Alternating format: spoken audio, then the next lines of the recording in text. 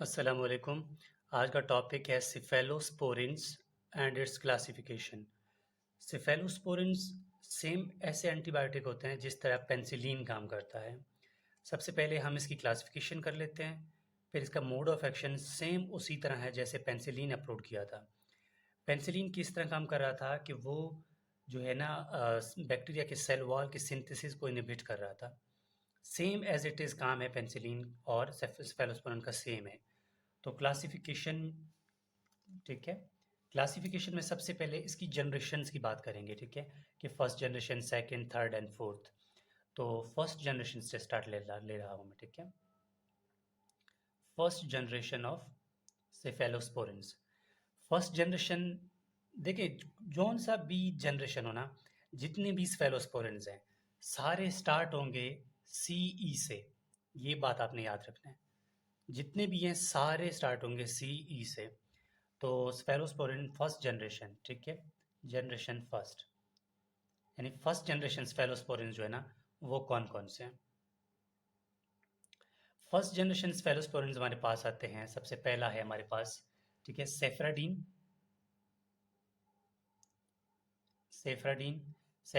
اور سیکنڈ یعنی اسی میں دوسرا آ جاتا ہے ہمارے پاس سیفاڈراکسل۔ دیکھیں سی ای دوبارہ سٹارٹ ہو رہا ہے۔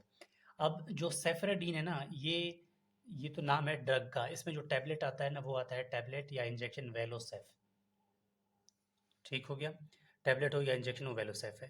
سیم سیفراڈراکسل کا بھی اسی طرح، یہ ڈرگ کا نام ہے، کوئی انجیکشن یا پھر اس کا جب نیم جو ہے وہ الگ ہوگا، برانڈ نیم الگ ہوگا، یہ بات ہو گئی۔ یہ ہو گیا فرسٹ جنریشن میں۔ سیکنڈ جنریشن ہمارے پاس آ جاتا ہے، ٹھیک ہے، جنریشن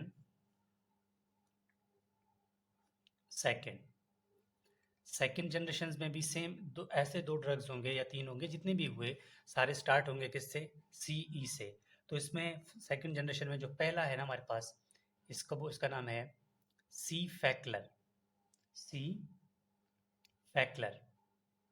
جو کہ سیکلر پاؤڈر ایک آتی ہے، ٹھیک ہے، میڈیکل سٹور سے، سیکلر کے نام سے، ٹھیک ہے، کس کے نام سے؟ سیکلر۔ اس کے اندر کیا ہوتا ہے؟ سی فیکلر ہوتا ہے، جو کہ بچوں کے اندر استعمال کرتے ہیں۔ اور سیکنڈ ڈرگ اس کے اندر ہے سیفوٹیٹین،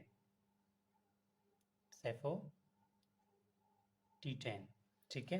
یہ ہمارے پاس کیا ہے؟ سیکنڈ جنریشن سیفیلوسپورینز ہے۔ اب پھر آتی ہے تھرڈ جنریشن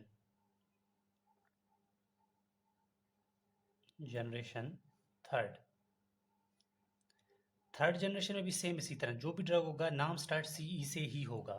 تو اس میں تھرڈ جنریشن کو ہم لوگ ڈیوائڈ کرتے ہیں دو جگہ میں، ٹھیک ہے، تھرڈ جنریشن کو ڈیوائڈ کرتے ہیں ہم لوگ دو جگہ میں۔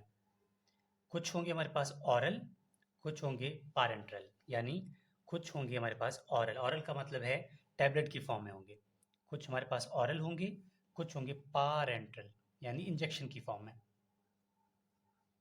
ٹھیک ہے، اورل ہوں گے، کچھ ہوں گے پارنٹرل۔ اب جو ہمارے پاس اورل ہے نا، اورل میں تھرڈ جنریشن میں پہلا آتا ہے جو کہ اس کو بولتے ہیں سیفکزم،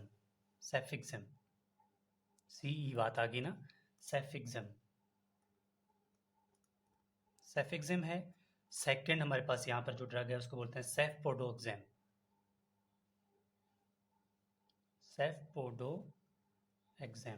ٹھیک ہے، یہ بات ہو گئی۔ اب پارنٹرل میں جو ہمارے پاس ڈرگ ہے نا، یہاں پر بھی دو ہیں۔ سب سے پہلا آتا ہے سیفٹرائیکزون، جو کہ انجیکشن کے فارم میں استعمال کرتے ہیں، ٹائٹن کے نام سے بھی آتا ہے، ٹھیک ہے، بہت سارے ہیں جو کہ سیفٹرائیکزون ڈرگ اس کے اندر ہوتا ہے۔ اور اس کے اندر جو دوسرا ڈرگ ہے اس کو بولتے ہیں سیفوٹاکزم،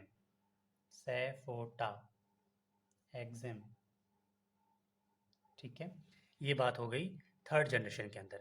اور لاسٹ یعنی فورتھ جنریشن ہمارے پاس ایک ہی ڈرگ ہے جس کو بولتے ہیں سیفی پیم، ٹھیک ہے، یہ میں لکھ رہا ہوں فورتھ جنریشن کیا؟ سیفیلوسپورین کا فورتھ جنریشن، ایک ہی ڈرگ ہے اس کے اندر جس کو بولتے ہیں سیفی پائم،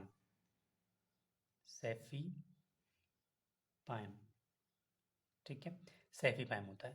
یہ ہمارے پاس ہو گئے مطلب چاروں جنریشن سیفیلوسپورینز کے، ٹھیک ہے، بہت آسان ہے اور کوئی اتنی مشکل والی بات نہیں ہے۔ देखिए स्फेलोस्पोरेंस के अंदर अगर इसका मोड ऑफ एक्शन पूछा जाए तो सेम वही बात है, same as it is penicillin, जो कि इसका मोड ऑफ एक्शन मैं यहाँ पर लिख लेता हूँ, ठीक है। मोड ऑफ एक्शन, आपको एक बात और भी बताना था इसमें, mode of action, mode of action इसका सेम है, किस किस तरह, सेम एज, ठीक है, पेनिसिलिन, सेम एज पेनिसिलिन, ठीक है। पेनिसिलिन की तरह क्या करता है, ठीक है, इनहिबिट करता है सिंथेसिस ऑफ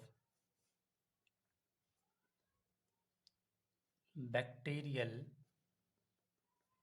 सेल वॉल, यानी बैक्टीरिया का जो सेल वॉल है ना उसको इनहिबिट करता है, ठीक है, इसका मोड ऑफ एक्शन है।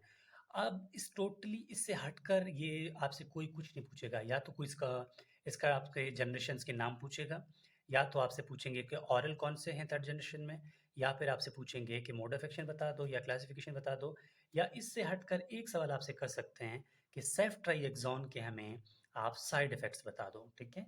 तो मैं यहाँ पर लिख लेता हूँ, ठीक है, सेफ ट्राइएक्सॉन के साइड इफेक्ट्स, बहुत आसान है, इतना मुश्किल नहीं है, ठीक है।